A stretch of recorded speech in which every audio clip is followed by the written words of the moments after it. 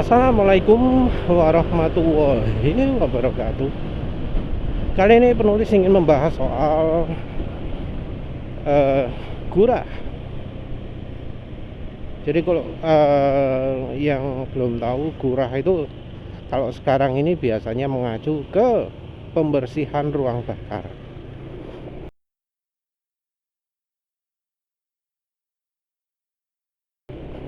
Padahal ya sebelum-sebelumnya gurah itu mengacu ke membersihkan mesin.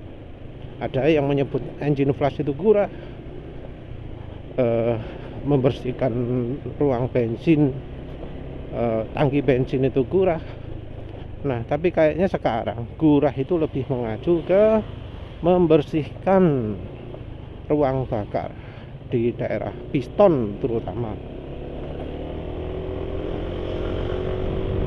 Nah, jadi gurah ini biasanya buka businya, terus dari lubang busi itu dimasukkan cairan.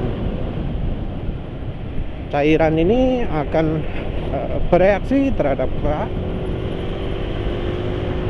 Namanya reaksi juga enggak singkat ya. Ada yang 1 jam, bahkan ada yang 24 jam.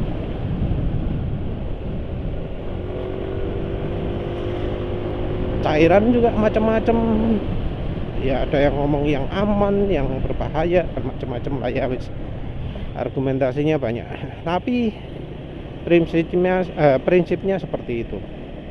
Cairan masukkan ruang bakar, terus setelah selesai disedot, terus setelah selesai disedot apa jenenge, disemprot air angin ya. Biasanya gurah dilakukan di mobil. Penulis jarang dengar gurah yang dilakukan di motor, walau ada juga. Biasanya sih di mobil. Kalau rekomendasinya nggak tahu ya, ada yang ngomong 5.000, ada yang ngomong beberapa puluh ribu. Tapi biasanya sih mestinya 5.000 ya standarnya. Nah, manfaatnya melakukan gurah adalah menghilangkan kerak di ruang bakar, kerak di piston, kerak di mana lagi ya, piston tok kayaknya ya.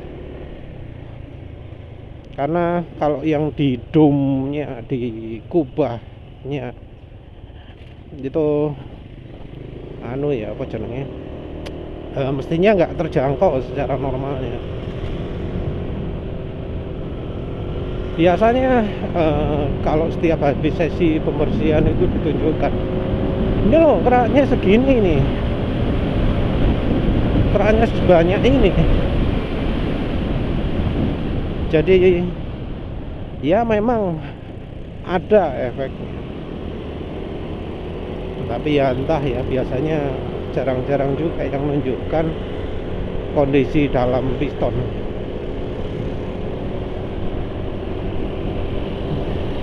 Karena metodenya apa ya, pakai cairan,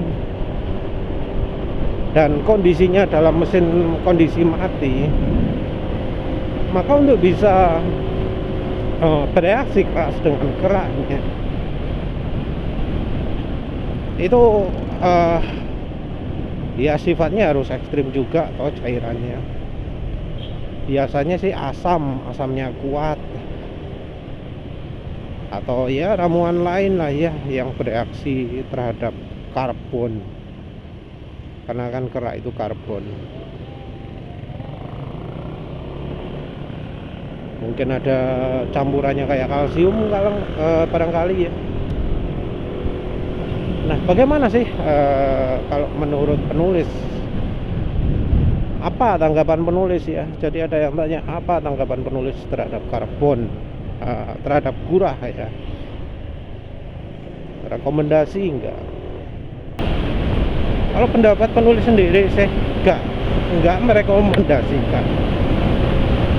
Enggak merekomendasikan karena ya menurut penulis, emang berapa lama sih efek gurah ini berapa lama gurah ini bisa memberikan manfaat. Ya kita nggak ngitung dari biayanya mungkin ya sanggap aja 1.000 lah. Tapi dengan pembersihan itu apakah dijamin ruang bakar itu bakal tetap bersih selama 5.000 km? Kan ya enggak.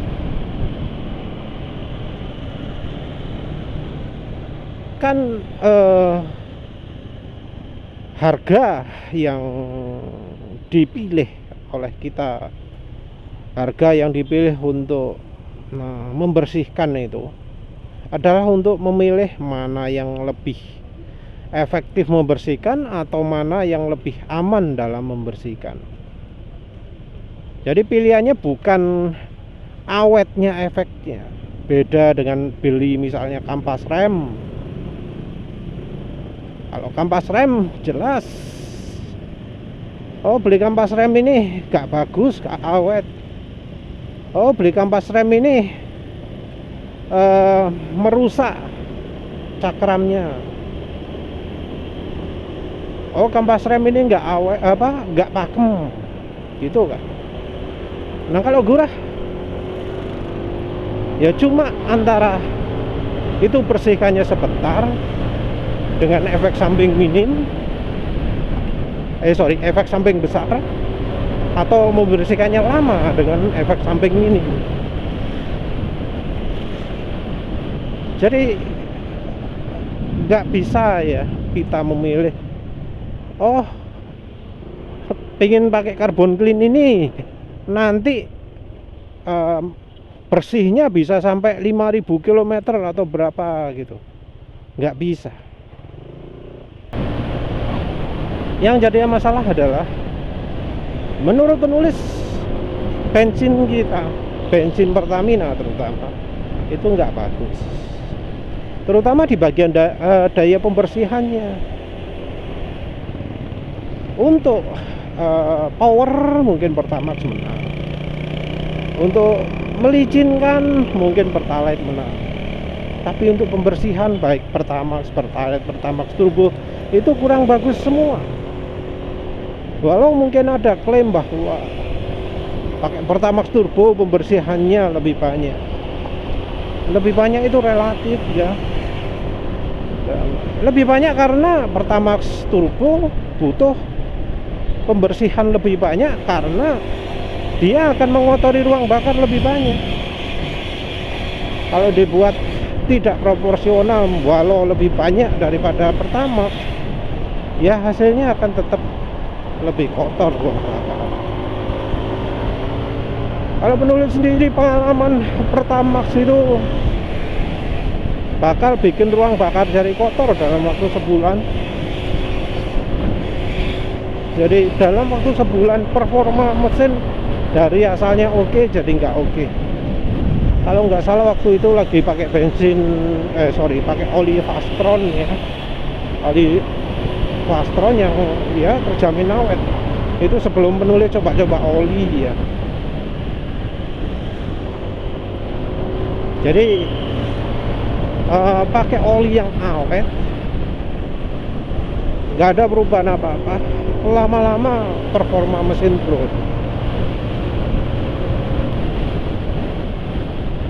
Terus kalau pakai Pertalite kira-kira butuh waktu sehari ya, atau 5 km lah.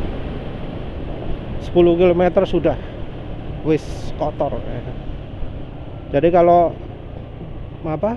bensinnya itu habis di karbon clean gitu ya, terus habis itu pakai Pertalite, maka tenaga bakal ngedrop dalam ya kira-kira 10 kilometeran. Kalau Pertamax kira-kira 1000 kilometeran lah ya sebulan kalau untuk penulis. Jadi kira-kira 1000 km pakai Pertamax baru tenaga ngedrop. Nah sekarang orang pakai Pertalite kebanyakan. Masa ya mau gurah tiap 10 kilometer kan ya gak ya gak ideal ya. Penulis malah lebih cenderung ambil cara yang bisa membersihkan secara kontinu ya, seperti penulis jelaskan sebelumnya waktu bahas itu ya, carbon cleaner itu ya, bisa ozon, HHO, HCS. Jadi pakai cara-cara yang bisa membersihkan ruang bakar. Kalau aditif bensin, penulis barusan banyak diperkenalkan aditif bensin bio ya. Ada yang ngomong bahannya minyak sawit 90% gitu ya. Nggak tahu ya, nggak tahu. Entah apa aditif itu bisa membantu. Yang jelas kalau minyak atsiri mungkin ada ya yang kayak pakai Klinos ngomong ruang bakar bersih terus ya. Tapi penulis juga nggak tahu dia ngomong ruang bakar bersih terus itu emang beneran bersih atau enggak. Ya minim kalau misalnya dia pakai bensin BP, dia tidak merasakan kenaikan tenaga misalnya ya. Jadi habis pakai Pertalite terus pakai bensin BP 92 atau pakai Vivo itu tenaga tetap gitu ya. Atau sel super yang cocok sel super lah. Habis pakai Pertalite pakai sel super, tenaga nambah atau enggak di hari kedua. Penulis nggak tahu. Kalau penulis sendiri, dari pengalaman penulis pakai Klinos, pakai PRF Turbo, pakai Akasio. Jadi Akasio itu produknya Arianto Misel yang memperkenalkan Nikuba, yang katanya dia adalah inventor ya. Jadi sudah dua jenis, yang satu dari minyak atsiri, PRF Turbo dan Klinos. Yang satu lagi entah dari bahan aromatik, mungkin thinner atau apalah ya.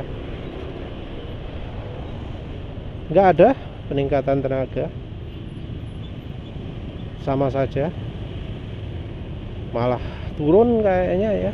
Kalau dari angka 0-100, penulis sudah lupa videonya yang mana, tapi ya penulis pernah rilis video menunjukkan beda 0-100 nya yang ternyata makin lambat, antara setengah detik, 1 detik, sampai ada yang 2 detik. Jadi untuk aditif, mungkin penulis masih ragu ya. Penulis malah lebih pilih kayak margarin ini sudah ada yang buktikan, walau belum ada foto dan video, membuktikan bahwa pakai margarin itu membuat ruang bakar bersih. Jadi ruang bakarnya jadi bersih.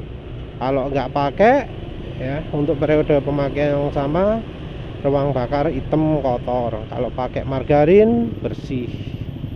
Bahkan ada yang ngomong lubang keluaran knalpot pun jadi nggak hitam, jadi warna kuning gitu ya.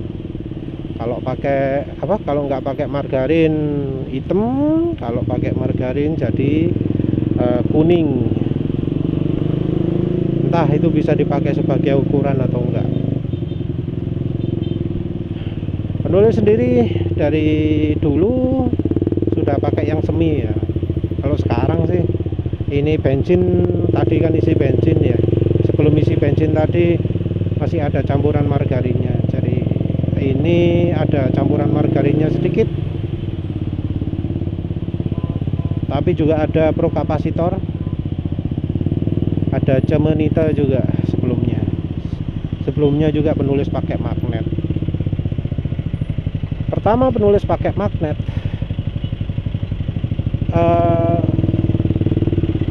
penulis itu minta diiritkan ke bengkel ya. Dulu kan pakai motor Honda, masih sering ke bengkel, masih sering servis ya. Dulu lugu ya, lugu.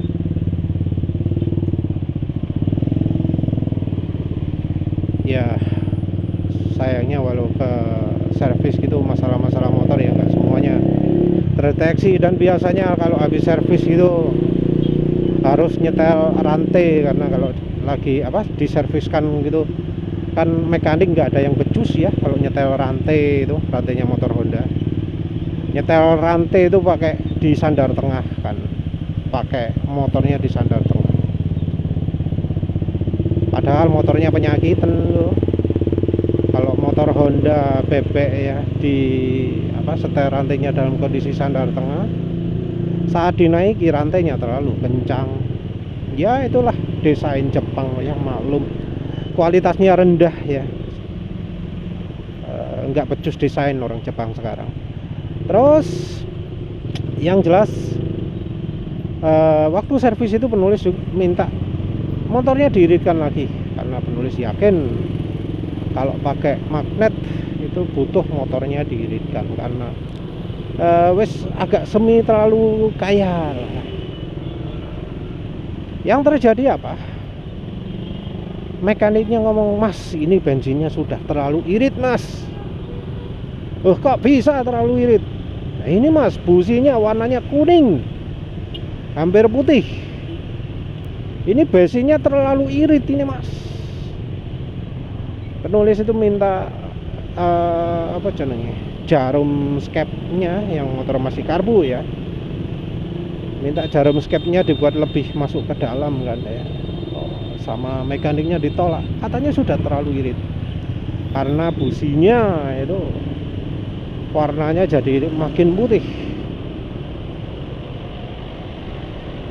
Nah, menarik kan ya, di zaman itu ya businya Honda yang sehat itu bukan merah bata, tapi hitam basah. Nah, ini businya sehat, Mas. Karena memang di saat itu motor Honda, walau di atas kertas ditulisi motor paling irit, sebenarnya merupakan motor yang boros. Motor kondisi baru, motor Honda Supra Fit X New ya, motor sing di jalan nggak ada sekarang. Motor Supra Fit yang generasi akhir ya, sebelumnya Revo. Nah itu motornya, walau iklannya Honda motor irit ya, faktanya adalah motor boros. Soalnya penulis jalan ya nyantai. Itu banding ukuran bensinnya 1:30 kalau dihitung-hitung ya, dari pengeluaran uangnya 1:30. Boros itu. Jadi wajar lah kalau busi itu sampai hitam. Dan normalnya busi-busi motor Honda bebek saat itu hitam. Jadi putih itu merupakan hal yang salah. Nah, putih itu menurut penulis adalah tanda bahwa pembakarannya sempurna, tanda bahwa kerak di ruang mesinnya sedikit. Jadi ya penulis yakin bahwa busi warna putih itu merupakan tanda pembakaran yang lebih bersih, yang lebih minim keraknya. Pakai magnet seperti itu, terus berikutnya pakai cemenet juga sama. Cemenet juga kan banyak yang buat sendiri, terus pakai, terus laporan ya di grup cemenite ya. Tapi itu yang di testimoni lama ya, sekarang lagi sepi gitu be. Itu di testimoni lama banyak ya yang ngomong, iya mas businya jadi putih sekarang. Nah, sekarang pro kapasitor juga sama, businya juga jadi makin putih. Penulis juga terakhir anu kan nunjukkan businya mobil penulis ya, putih, lumayan putih. Kalau businya Next 2 sudah pernah sharing juga, warnanya mungkin ya termasuk putih lah, kalau ada semu-semu merah batanya, tapi termasuk putih lah. Yang NMAX ini belum pernah buka. Ya dari situ aja ya, rasanya sudah banyak membantu. Jadi kalau cara alternatif ya, ruang bakar bersih bisa pakai magnetnya magnet ferrit yang ya seukuran sekepalan tangan gitu ya, magnet bekas subwoofer kalau bisa. Selang bensinnya dilewatkan tengahnya kalau ukuran magnetnya pas dengan selang bensin. Kalau nggak gitu ya, yang penting selangnya itu lewat magnetnya. Cuma masalahnya magnet itu berat. Kalau yang lebih ringan pakai cemenite. Kalau cemenite beda lagi, nggak ditaruh selang bensin tapi taruh tangki bensin. Kalau di mobil nggak perlu di bagian tangki bensinnya langsung, tapi di dalam kabin juga nggak apa-apa. Cuma ya itu, kalau cemenite ada efek samping, kalau ngantuk bisa microslip. Efek microslipnya cemenite itu termasuk ekstrim ya.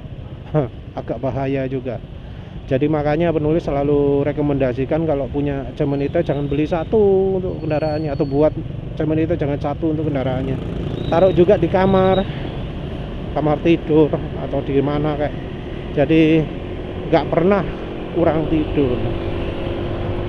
Terus kalau yang produk khusus untuk otomotifnya pro kapasitor. Kalau mau beli di lapaknya Sucahyo Aceh di Shopee. Kalau pro kapasitor khusus untuk mobil, sekarang baru aja ada revisi, ternyata kutubnya polar. Jadi ternyata yang ditempelkan selang bensin atau kabel busi itu perlu dicek dulu energinya, karena nggak selalu energinya pas. Ujungnya kan 2 ya.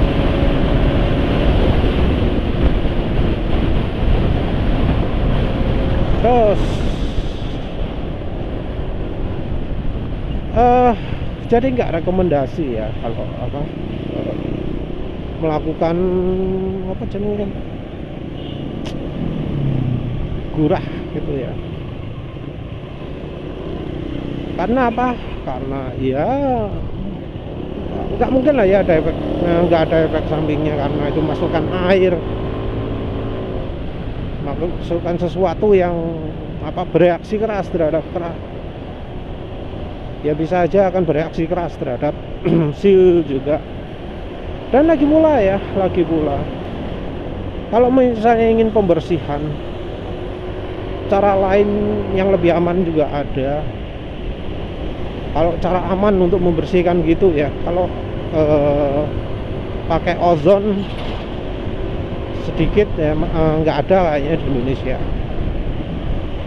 Sayang penulis dulu nggak ngerekam ya, waktu masih punya Kijang itu melakukan membersihkan pakai ozon gitu. Kalau di mobil penulis Ayla ya, mobilnya terlalu baru ya dan terlalu efisien, jadi gerak ruang bakar minim, apalagi sudah pakai pro kapasitor. Cara yang cukup banyak sekarang, mulai banyak itu adalah pakai HHO khusus untuk gurah.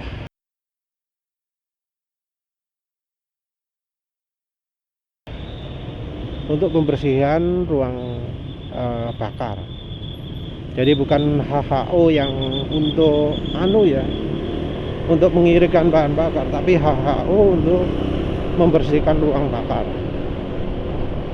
Karena kondisi mesin panas ya, maka keberadaan HHO ini membuat karbon lebih cepat terikat. Jadi kan pembakaran itu normalnya pakai hidrokarbon. Nah kalau pakai HHO nggak ada karbonnya. Karena nggak ada karbonnya, maka karbon yang ada di piston itu jadi bakal ikut bereaksi dan efeknya adalah membuat jadi lebih bersih. Biasanya ada efek ekstrim sampai keluar knalpotnya hitam gitu ya. Kalau cara lain memang ada ya yang membersihkan pakai mesin menyala gitu ya,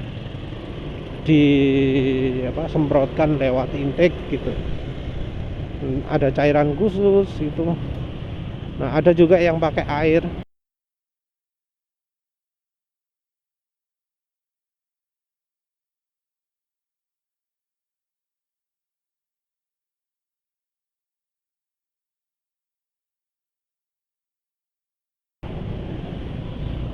Pakai air ini yang apa jenenge, sudah cukup banyak yang pakai, walau ada yang pakai cara ngawur juga. Jadi air minum dari botol dimasukkan langsung throttle body atau karbu. Wah itu ngawur itu. Nulis lebih rekomendasikan pakai spray ya, water spray. Itu bisa tuh dipakai. Atau pakai cara lain lagi, pakai water humidifier.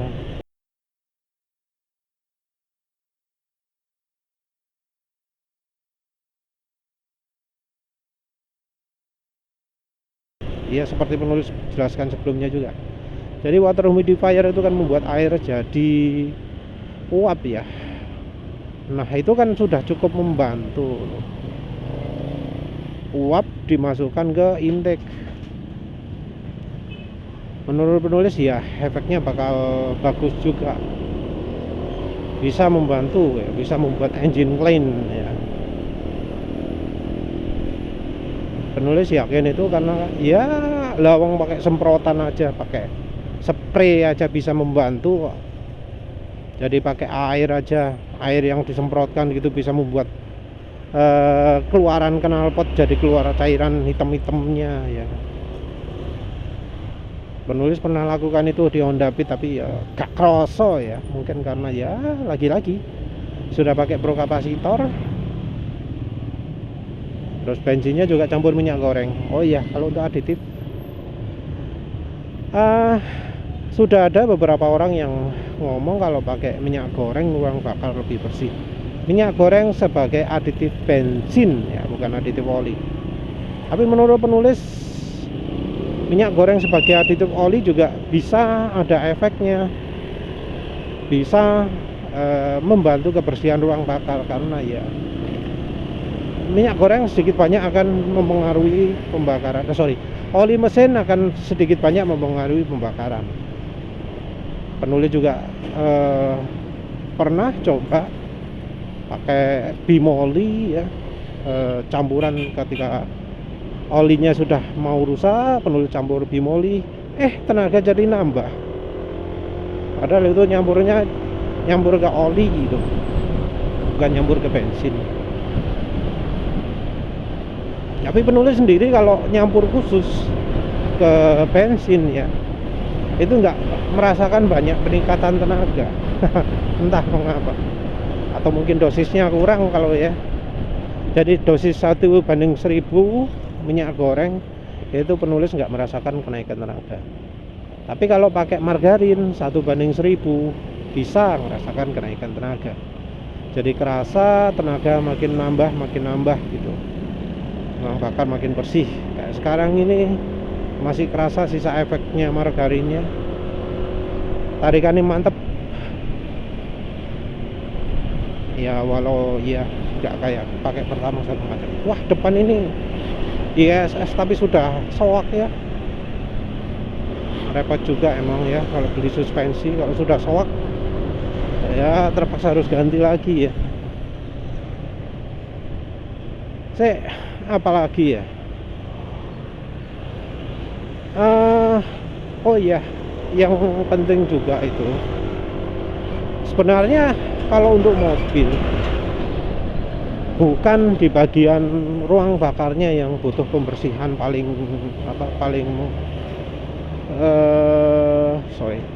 bukan ruang bakar yang butuh dibersihkan.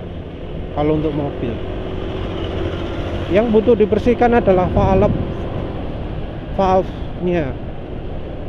Jadi untuk mobil itu yang butuh dibersihkan adalah bagian valve-nya. Mengapa begitu? Karena mobil sekarang kan kebanyakan direct injection. Nah, direct injection itu bagian valve-nya nggak kena bensin, nggak kecipratan bensin, karena injektornya ada di dalam ruang bakar. Jadi direct injection itu emang keunggulannya pembakaran makin ideal, karena ya nyemprotnya nggak di saluran intake-nya. Jadi nggak ada bensin yang berceceran kena ke dindingnya, kena ke valve-nya, tapi langsung ke ruang bakarnya. Efisien. Tapi berkaitan dengan itu juga, maka valve-nya ini jadi nggak bisa dibersihkan. Jadi valve-nya ini jadi sulit bersihnya, karena nggak ada bensin yang mencipratinya. Walau memang ada beberapa pabrikan ya, kalau nggak salah BMW atau apa, itu sengaja pasang injektor di throttle body juga, yaitu untuk membantu pembersihan valve-nya. Nah, tapi ada beberapa yang langsung di dalam ruang bakar sempurna. Nah, kalau sudah begitu ya nggak ada pembersihan atau nggak ada yang membantu membersihkan. Valve harus dibersihkan secara berkala, karena kalau nggak gitu ya keraknya getimbel kan. Memang kalau pembersihan paling top ya itu ya dibongkar, dan ya salah satu pembersihan yang ideal itu ya dibongkar HT ya. Dan banyak yang melakukan itu. Tapi kalau di luar negeri ada yang melakukan pembersihan dengan cara lebih tanpa bongkar HT, yaitu dengan pakai walnut kenari mungkin ya, pakai biji-bijian gitu, serpihan nih.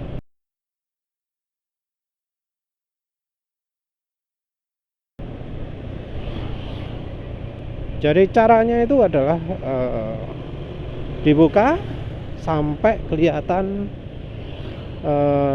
valve-nya, sampai kelihatan valve in out-nya. Dibuat valve-nya nutup semua. Terus habis itu disemprot dah pakai angin bertekanan tinggi dengan biji-bijian. Dari angin bertekanan tinggi dan pakai biji-bijian juga.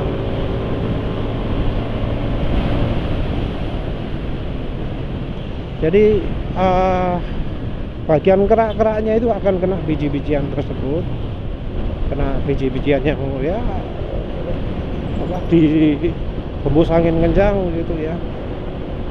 Itu nanti bisa bersih. Setelah itu disemprot angin lagi, udah bersih. Jadi prosesnya betul-betul kering. Kayaknya itu ya.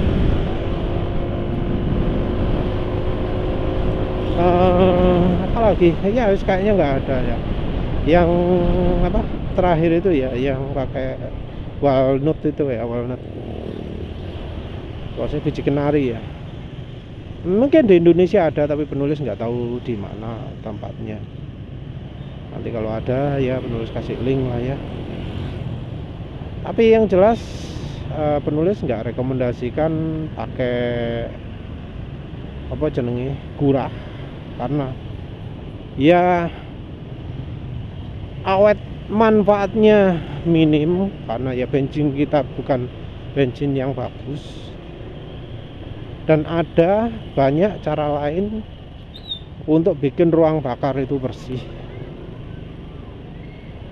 Kalau misalnya secara normal itu gampang kotor, ya minim lah olinya, karena oli itu banyak mempengaruhi kekotoran ruang bakar. Minim olinya, pakai yang bersih.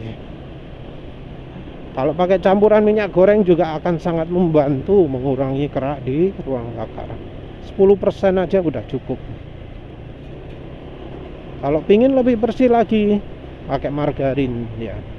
Tapi margarinnya jangan langsung campur ke bensin, tapi dicampur terpisah dulu, diendapkan, terus baru campurannya itu dicampurkan ke bensin.